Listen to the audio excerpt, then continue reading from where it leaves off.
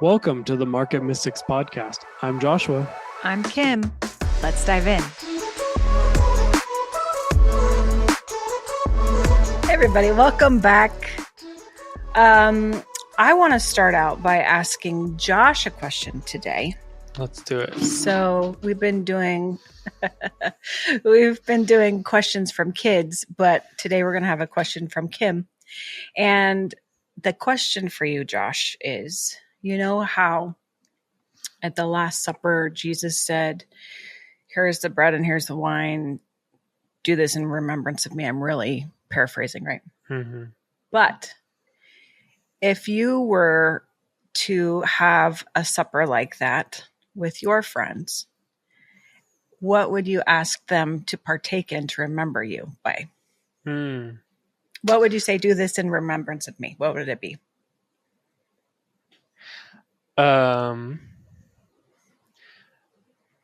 Yeah, it would be a really nice ribeye.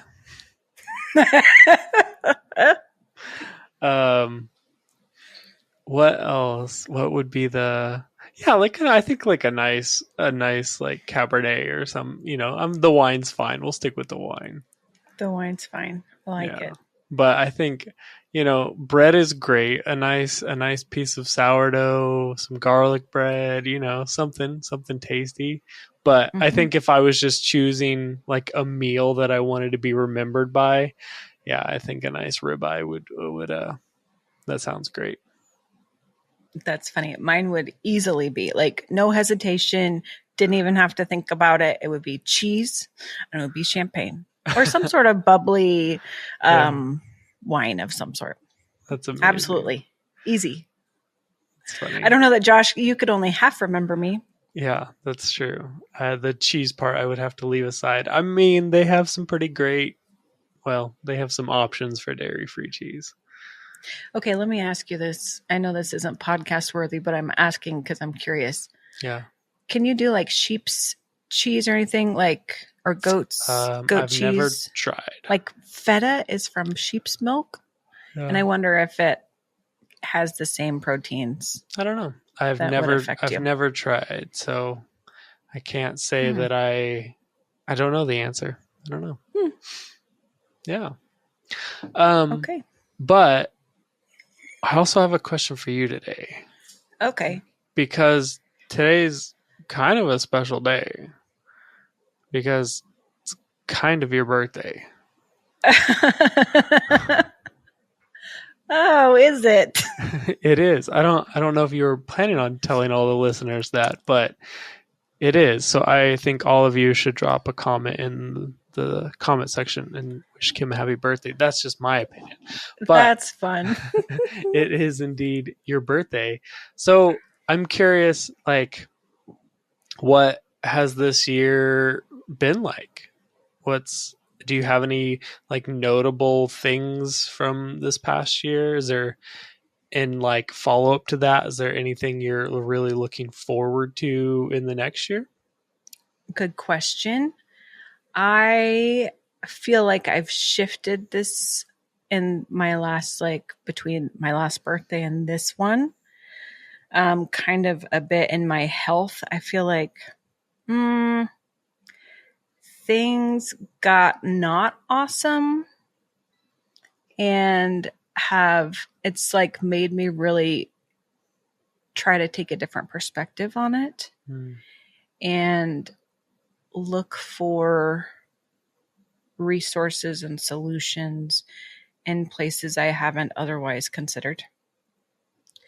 Spiritually, I feel like there've been all of these little bite-sized morsels along the way, but I feel like it's been mind-blowing if I look at a year ago and all the things that he has done in the last year spiritually with me, just in revealing more parts of himself. He's been talking to me a lot about creation and really expanding my view on that. And I'm sure it's not new revelation for everyone, but for me, it has been. And that always feels really special. And that always feels like level up. You know what I mean? Like when he reveals something new to you and it like just makes things click, and then all of a sudden you see things differently, man, does that feel like a level up. So I would say spiritually this year has been leveling up, maybe physically too. It felt like a setback, but maybe it just needed to be reset, which is not anything new.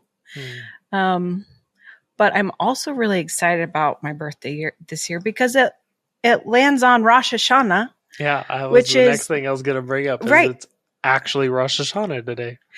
Which is the celebration or the remembering of creation, right? Mm-hmm. And I love that, especially after this whole year. Well, a lot of this year and what he's been talking to me about has been about creation and creating and being a creator and all of those things. So I kind of love the culmination of all of that landing on Rosh Hashanah. Yeah, I mean, it's kind of amazing that your birthday landed on that, because birthdays are already kind of a time of like remembering creation. Well, yeah, of reflection, and also like looking forward to the new. Like that's sort of is just something I feel like is pretty natural on the birthday, literally commemorating creation, right? The creation of you, and like a lot of Rosh Hashanah is like, there's like apples and honey. It's like sweet. And on a lot of times on birthdays, we have cake or a sweet treat. Yeah. Like it's like there's like so many parallels there that I think is just it should, I think, for you feel very special to have your birthday and Rosh Hashanah line up. It does feel special. And you know what else we did this year? I didn't even think about this, but we talked with Paul Young, who wrote the book Eve, and we did the whole book club with it, and he piped in on it, and that was super fun. But my whole reason that I love that book is because of the retelling of the creation story. Yeah. Yes, it is fictionalized, but so much of it rings true in my heart and my spirit and my being that I always love reading that too. Maybe I'll just start that again. Might be Rosh Hashanah seems like a good time to start that again. Yeah. A good time to commemorate creation and to really focus on creation. Yeah. I think it's significant.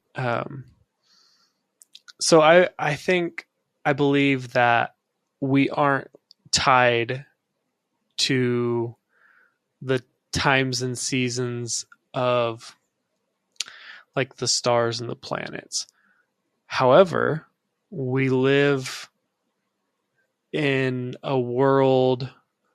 I'm trying to like find a way to like say this exactly how I believe it. We live in a world that is still governed by them. Like God set them up with significance. And so even though I believe we can ascend to a place and have our spirit reside in a place that's above them, I think paying attention to the times and seasons on the earth is wise. Like there's a lot of wisdom to it. And so like I'm just thinking about today being Rosh Hashanah, being the beginning of the Jewish New Year. Like there's got to be some significance to that. I think every one of the Jewish feasts is set up. It's set up for your nervous system to step back into a place of remembering, so that you remember the creator just as much as you remember. Like the stories are like, oh, this story is significant because this is what God did here. This is what God did there. And so stepping into that and just recognizing like, oh yeah, like, you could argue about, did it actually happen on this date? Is it, like all you can argue about the semantics, but really what you're doing is celebrating the, you're celebrating something historical, and it doesn't actually matter as much, I think, if it's the exact right details as if you're just remembering the appropriate things. Like, are you taking time today to celebrate the creation of the universe? Are you Yes. taking time today to celebrate the road, the journey that you walked the past year?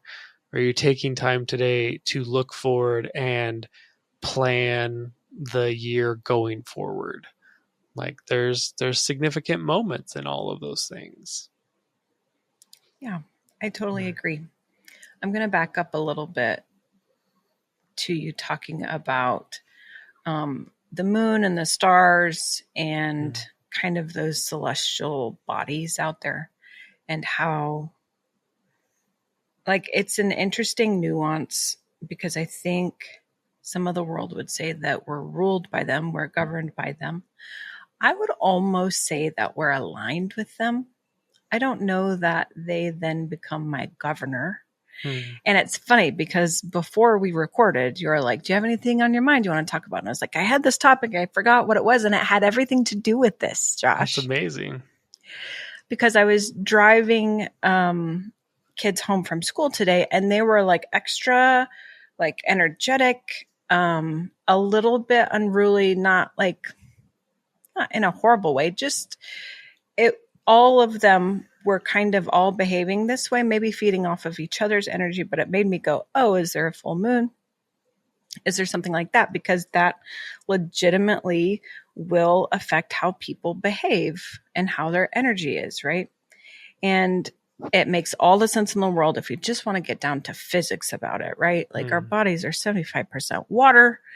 If the ocean rises and falls with the moon, and it is all water, then also will our bodies and our physical beings not also be affected by that stuff.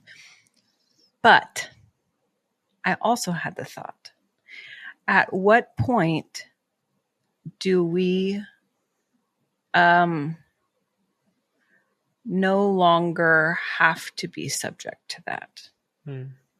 Like, I almost think and wonder, I don't know if it's a point of maturity, physically or mentally or spiritually.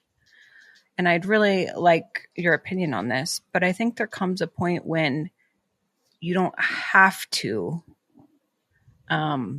be aligned with that as much. You know what I mean? It doesn't have to have as much pull, because you have other things that are being governed within yourself that kind of hold more authority than that. Does that make sense at all? I don't know if I'm explaining this well.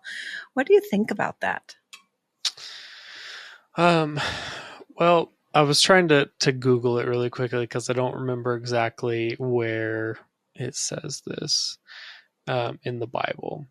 And I didn't find it just like in my quick search. So I'm just going to have to trust that my memory remembers this as actually being in the Bible.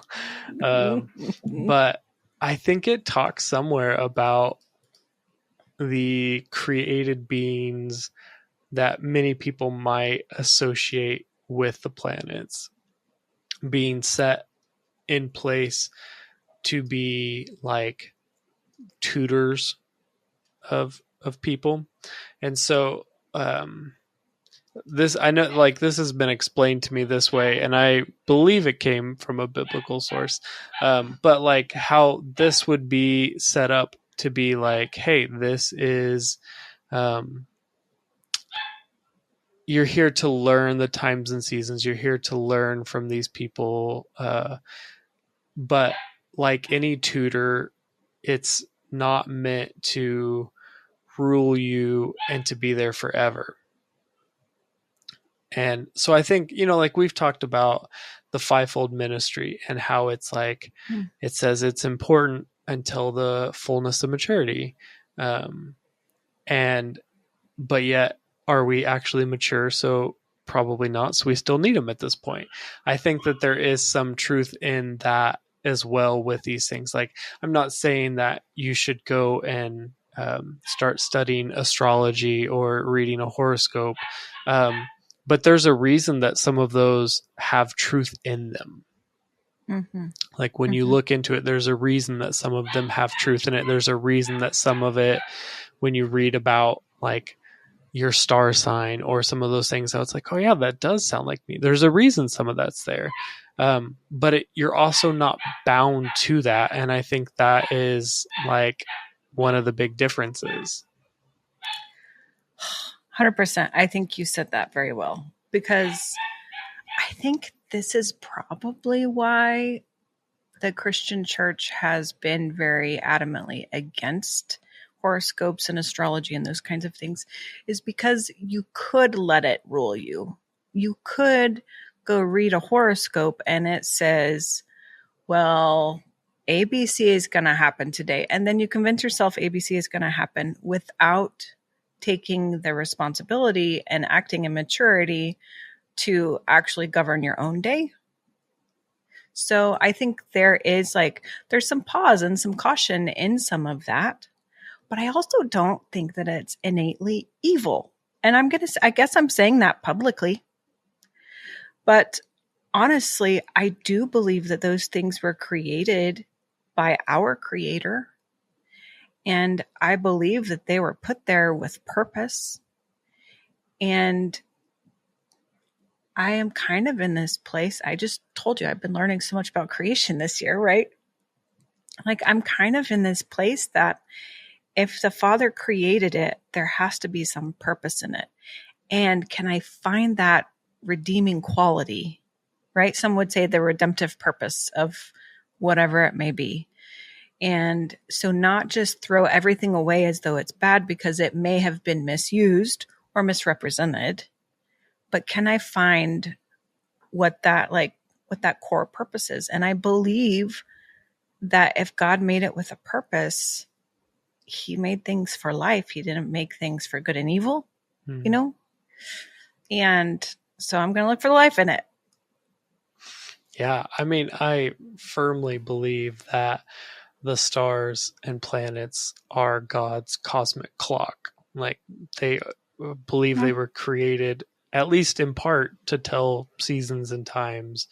And I think the Bible shows that, like, just the fact that Jesus's birth was signified by a star. Like, there's significance in the sky that I think to some extent we as a culture have lost some of our connection with the world outside of the earth, for many reasons, but partially just because we have a lot going on in the world within the earth.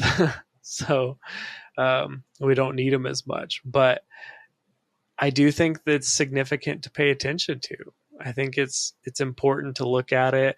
Something like also like being your birthday and Rosh Hashanah, like something else that can be significant is like your Torah portion, like looking up what part of the Bible was being read when you were born. And is there any ties to that? I think all of this works in layers. And so is there a layer where this has truth and importance? Yeah. It's kind of like my opinion on personality exams. There's a layer where that really matters and is important and helps you learn other people and negotiate situations and learn yourself. But it can also really trap you, because then there's a layer above that where it's a little bit different and there's something else that applies. And then there's a layer above that and something else applies there. And you can, if you learn to stack these and be like, okay, at my very lowest layer, this is what defines me and how and what applies. And then if I take a next step up the ladder, this is what it is. Like, you can actually build a really great kind of like scroll for your life if you can learn to do that. If you can learn to see all of these steps and take the step up higher and keep seeing a higher truth and a higher truth and a higher truth. Like, there's elements there that if you take away the stigma of whether it's New Age or other religion or whatever it is, like, you can learn something, but don't be bound by it. Like, learn something, and then take the next step up the ladder and ask God to show you the truth at that layer, and then take the next step up the ladder and ask God to show you the truth at that layer. And then you can have a really complete person. Because then if you're interacting with anyone on any rung of the ladder, you know who you are in that situation, and you're not trying to apply who you are on a different rung to their situation. I think that's part of what being all things to all people is knowing how to, not that you have to pretend to be them, but knowing who you are where they are. That's so good. That's so good. And I think so much of this, it goes back to what we were saying before. Like, it's fine to be aware of this, and it's fine to know it and study it and understand it, but it's not being bound by it. Even with the personality test. So I said astrology earlier, but personality test. So, I know my Myers-Briggs type, right? I've studied it. I know what it means. I know what it means when other people are other things, how to interact that way. But the moment that I allow that to be the thing that defines me and allows me to behave a certain way, right or wrong, then I think I've put it in the wrong place. Do you know what I mean? Yeah. So when it goes beyond understanding and into governing or dictating, because I think our entire being is broader than that. It's kind of like when we talk about God the Father and all of his different facets. Like, there are all these different characteristics about him that I know some of them and you know some of them cross over. But if you look from a broad view, it's like this multifaceted being, right? If you look from this side, it's going to look different than looking from that side. Yeah. But I think we're also like that. Maybe not to the same scale. But I don't know that him being Jehovah Jireh, the provider, dictates whether he can create, or dictates whether he can be the father, or dictates whether he can be the judge. Do you know what I mean? Yeah. They're attributes, but they're not ruling entities almost. Yeah. That's good. Yeah. I think there's a piece of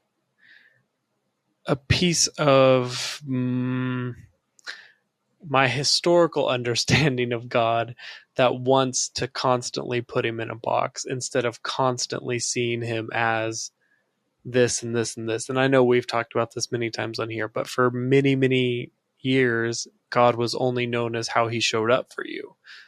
Like, that's why Jehovah Jireh is an important thing. Like, oh, he showed up as my provider.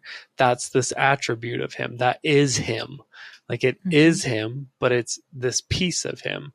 And I think that's an important piece that we get to negotiate, and is true in our life too. Like, we can show up for each other in life and you'd be like, oh yeah, Josh brought me this and it was amazing.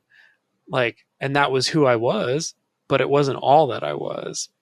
Right. And I think that applies not only to God, but also to ourselves and how we see people. And I was talking to a group of friends the other day, and I said, I think the greatest gift that you could give your spouse, but also any relationship, friendship, working friend, like relationship, whatever it is the opportunity to see the other person as new.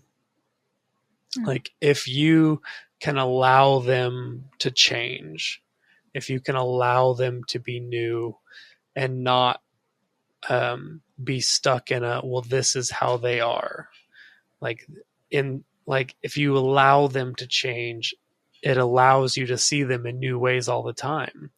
And I think if you can allow God to be new in your life every day, then your opportunity to see him new in your life every day is gonna be amazing. And like, what a perfect day for this. Like, it's the beginning of the Jewish New Year. can you allow God this year to show up for you in a way that you've never seen him show up before? Can you see God new this year? I love that. I was part of a group that did a lot of like engaging heaven or ascensions or whatever you would want to call it. And one of the things early on that was revealed was that God had a new gift for each person every day, at least in this group. I don't know that I can say this corporately. You'd have to seek that on your own. But when we talk about, and we say it all the time, it's like, I'm continually putting him in a box.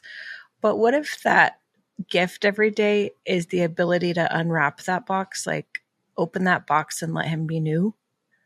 You know what I mean? And so, yeah, he does have a new gift every day because he can be completely new, renewed, anew, and you can start like maybe not from scratch, but you get to have something new every day from him.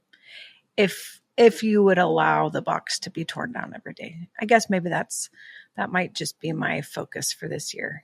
Yeah. Is opening that box every day. Yeah. So I know I'm going to build it. I know it. Like I just do it. Hopefully one day I don't. But if I'm going to build it, can I also open it every day? I don't think it's a wrong thing to build it. I think that's just how we function as humans. But I do think the important part is being able to open it and to change it and to let the sides bulge a little bit and do something new. It's a new year. Do something new. Mm-hmm. I love it. Yeah. Well, any final thoughts before we wrap up for the day? I don't have any final thoughts. I appreciate you honoring my birthday, but I'm really more excited about it being Rosh Hashanah. Well, happy birthday and happy New Year. Awesome. You guys, thanks for joining us today. We will see you next time. See you. Hey, thanks for listening. Keep up with us along this journey by liking, subscribing, and becoming a member through YouTube. Members get exclusive access to bonus content with our guests, deeper dives into topics, and a look into other projects. We're glad to have you here. See you next time.